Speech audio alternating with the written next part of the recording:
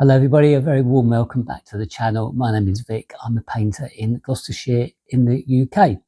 So today we're going to be taking a look at a painting I did back in 1985, so nigh on 40 years ago, and just kind of going back through some of the old portfolios to have a look, see what I can show you. So I've decided to show this one, but before we get on to that, I'd like to thank everybody for subscribing to the channel, old and new, and also thank you very much for the comments.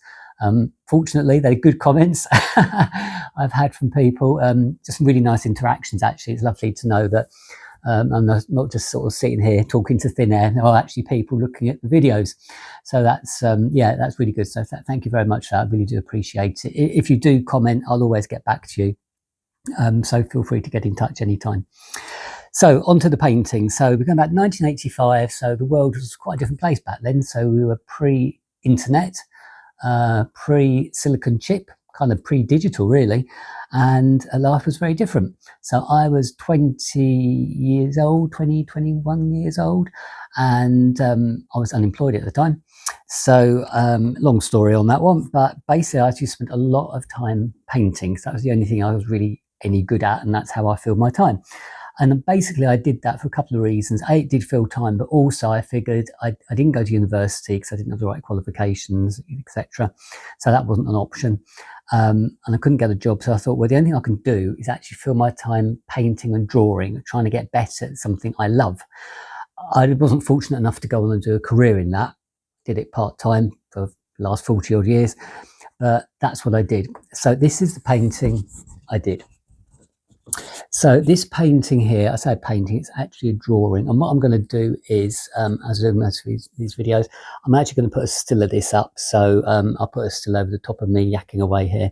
But so this is the painting in question. So the painting itself is, it's a felt tip pen painting actually. Now this painting is actually at the era that the first felt tip pens come out, the metallic first felt tip pens come out. So up to that point there weren't any metallic pens really. Metallic pens I don't know if they'd not been invented, but they certainly weren't available kind of on the open market. You couldn't go into like a shop and buy a metallic pen. They just kind of didn't exist. So with this painting here, as you can probably see, if I try and catch the light, I'm kind of struggling here as usual because the light's a bit rubbish in here, but you can see I've done gold and silver mainly. Like bronzes. So what I've done, the backgrounds like this, all these bits here, these will be silver backgrounds here, and obviously the other bits are like a gold background.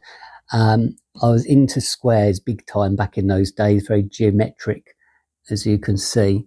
So if I zoom in a bit closer for you to take a look, and I think that was kind of inspired by nothing artistic to be honest, but I had quite a lot of kind of puzzles and things that I used to use, just kind of kill the time, and they were kind of these like 3D puzzles kind of thing, like out of wood. Sounds very kind of ancient now when I sort of talk about it, but used to like, they weren't even Rubik's Cube because it was before that, but they were kind of like wooden interlocking puzzles, 3D, and they come in kind of squares and spheres and things like that.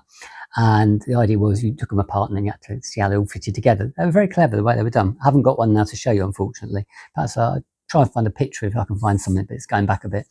So basically, I think that was what kind of influenced this really. And it's like the interlocking side of things. I really do like things that kind of interlock. And I suppose this is a good example of that really, in that a lot of these pieces interlocked. And then you can kind of see I started to give things a bit of a 3D effect. Now, what I was doing there, not only using the metallic pens, but it was a case of also using the regular felt tip pens and coloured pencil. Now, back then we didn't have, I certainly didn't have any kind of water soluble pencils, meaning they're like to a penny now, you get loads of water soluble pencils.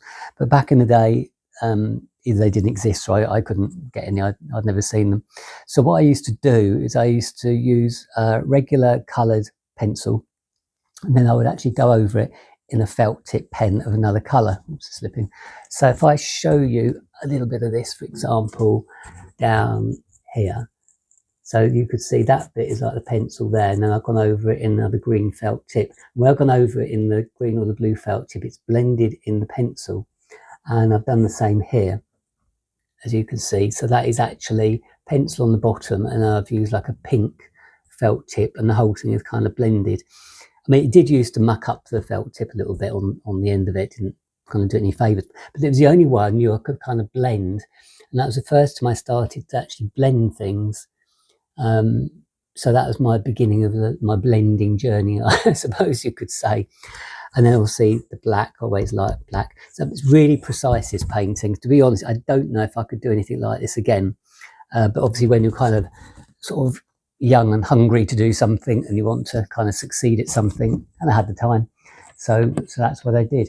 So 1985, I don't think I've actually got a name for this. And as always with some of the early stuff, it's never been on show to the public really. So this is the first time it's actually been shown. But there's a lot of quite fine detail on this. I don't know if it's going to show up on there, but everything's outlined in metallic pen. So basically all the outlines you can see are in silver metallic. And I have to say the pens back then were really, really nice. They probably cost a fortune now, but it's like anything. The quality back then, you could get really good quality materials for quite reasonable money. But I think it come out pretty well. So let me know what you think about that one. It's just a little quickie there to show you. So I just kind of rediscovered this. I think it's just on ordinary paper, to be honest. It's quite fragile, so it's been in a folder for the last 40 odd years, but it's lasted the test of time, which is quite surprising actually, because metallics have got a horrible kind of reputation for kind of losing their colour and intensity, but it's kind of stayed reasonably okay. So let me know what you think about that painting. It's always good to hear from you, and please give it a thumbs up if you like what you've seen. That'd be super. And if you want to share the channel or subscribe, that'd be absolutely brilliant. So thanks a lot for your time today. I hope you've enjoyed seeing that little flashback to 1985, and I shall see you in the next video. You take care. I'll see you soon. Bye bye.